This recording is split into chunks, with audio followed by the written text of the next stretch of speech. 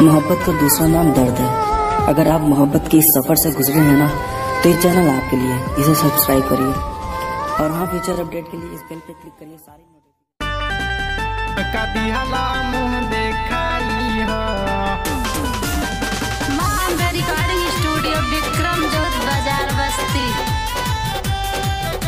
कभी हला मुँह देखाई हो। पलंग ले आईनी, कूलर ले आईनी, ले आईनी तकिया रजाई हो। पलंग ले आईनी, कूलर ले आईनी, ले आईनी तकिया रजाई हो। फ्री में घूंघटा उठैला बलम कदी हला मुँह देखाई हो। फ्री में घूंघटा उठैला बलम कदी हला मुँह देखाई हो। पलंग ले आईनी, कूलर ले आईनी, ले आईनी तकिया रजाई हो। पलंग ले आईनी, कूलर ले आईनी, ले आईनी तकिया रजाई हो। फ्री में घूंघटा उठैला बलम कदी हला मुँह देखाई हो। फ्री में चुमा लेला बलम कदी हला मुँह देखाई हो।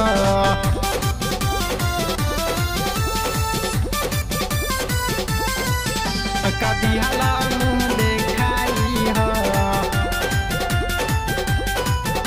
कभी हला मुँह देखाई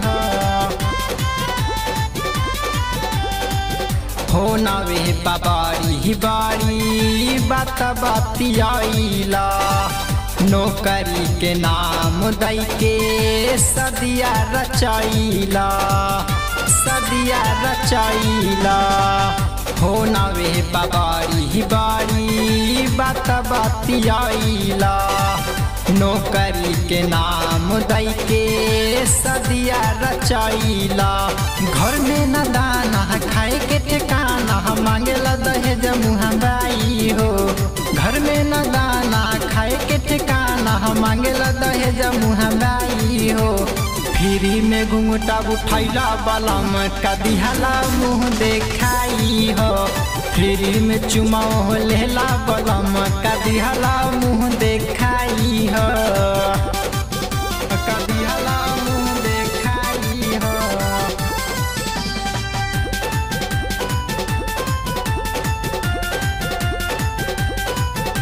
कदी हला मुँह देखाई हो। जाला ना कमाए कतही घर ही में रहेला।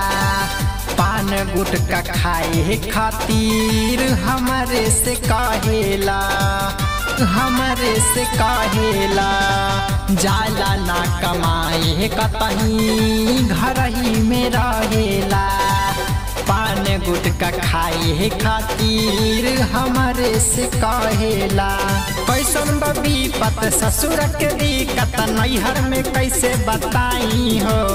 कैसन बबी पत ससुर के दिक्कत नैहर में कैसे बताई हो। फ्री में घूंघटा उठैला बलम कदी हला मुँह देखाई हो।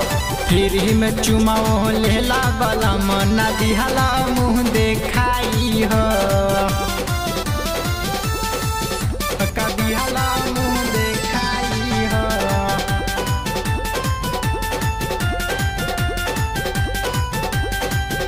कदी हला मुँह देखाई हो।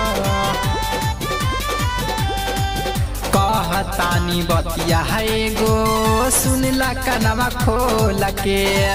अब जानी भीरी अइहा मीठी मीठी बोल के, मीठी मीठी बोल के। राम विपुल पिया बतिया सुनिला कनवा खोल के। अब जानी भीरी अइहा मीठी मीठी बोल के। गौतम चरण गाई के गीतिया बेतावे सबके बताई हो। गौतम चरण गाई के गीतिया देतावे सबके बताई हो। फ्री में घूंघटा उठैला बलम कदी हला मुँह देखाई हो। फ्री में चुमा लेला बलम कदी हला मुँह देखाई हो।